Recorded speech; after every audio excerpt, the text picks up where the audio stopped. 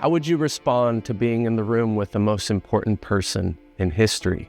As we head towards remembering the crucifixion, burial, and resurrection of Jesus Christ, we see two very different responses to being around Jesus in Matthew 26. The first response is that of a woman who anointed Jesus' head with very expensive oil. This was an act of worship given to her Savior. The value of this perfume was around a year's wages, which, to put it into our context, the median salary right now is almost $62,000. That was the value that this woman was willing to offer to Jesus for her worship. Some of the disciples were obviously flabbergasted at the exorbitant offering shown to Jesus here. They were thinking in an earthly way. How could this money be used in other ways? But this woman was just thinking, there is nothing too valuable that I could lay down at my Savior's feet. I want to offer him everything. Jesus said this in response to her offering. He said in Matthew 26, "In pouring this ointment on my body, she has done it to prepare me for burial. Truly, I say to you, wherever this gospel is proclaimed in the whole world, what she has done will also be told in memory of her." So this was a blessing to Jesus. It blessed him. It was an offering to him.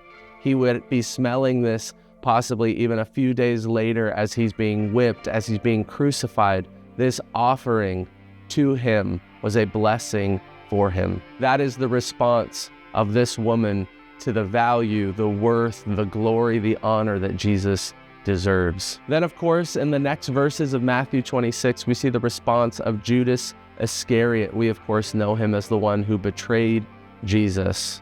While being around him, seeing the miracles that he performed, seeing and hearing the claims that he made about himself, Judas thought, what can I get out of this? How can I make some money out of this? How can I take advantage of being around Jesus? How can I take control of my own life and get something out of this? And of course, Judas goes to the religious leaders and makes a plan to betray Jesus for a measly 30 coins. So in Matthew 26, we see two very different responses to Jesus.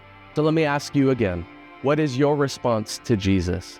Do you see your life, your possessions, your wealth, your very being, the very things that you can do with your life as something to be laid down at Jesus' feet? Or do you see them as too valuable? I can't give that up. Or are you like Judas and you think, how can I take advantage of this? What can I gain from being around Jesus? What can I get out of this? How will you respond to Jesus this week?